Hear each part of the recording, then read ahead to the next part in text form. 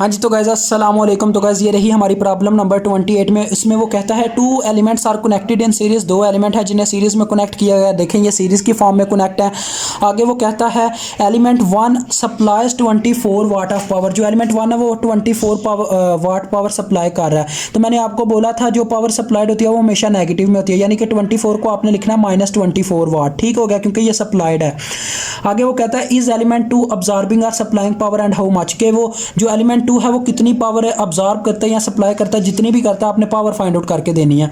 तो guys power जो है एलिमेंट 1 के क्रॉस ये उसी सूरत में माइनस में आ सकती है जब इसकी करंट वोल्टेज इसके वोल्टेज के माइनस के पोल में एंटर करे। तो लिहाजा इसकी करंट की डायरेक्शन होगी एंटी क्लॉकवाइज। कैसे देखें, जब मैं करंट को इस तरह से फ्लो करवाऊंगा तो करंट ऐसे घूम के इसके माइनस के पोल में एंटर करेगी, तो लिहाजा इसके वोल्टेज नेगेटिव में आएंगे, जिससे हमारी पावर नेगेटिव में जाएगी।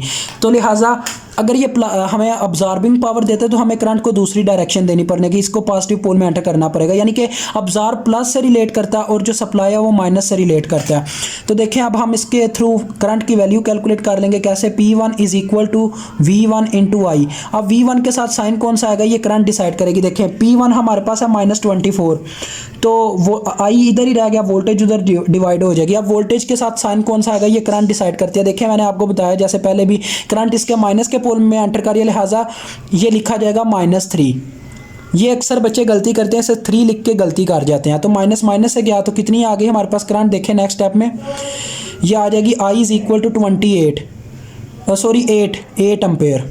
28 मैं बोल क्यों 8 एम्पेयर। तो अब आप एलिमेंट 2 के क्रॉस पावर फाइंड आउट कर सकते हैं। P2 is equal to V2 I formula लगेगा। तो देखें P2 is equal to V2 हमारे पास कितने हैं 6। अब इनके साथ साइन कौन सा है ये भी करंट डिसाइड करेगी। देखें ये करंट इसके पॉजिटिव पोल में एंटर कर रही है, लिहाजा ये प्लस में ही लिखे जाएंगे। तो करंट कितनी है हमारे पास 8, तो ये आ रही है 48 वाट। तो ये पावर प्लस में ये, लिहाजा ये हमारी पावर अब्जॉर्ब है। ठीक है, सप्लाई हमेशा नेगेटिव में निकलती है। तो इस तरह से गाइस ये क्वेश्चन भी होता है हल। इंशाल्लाह मिलेंगे नेक्स्ट वीडियो में।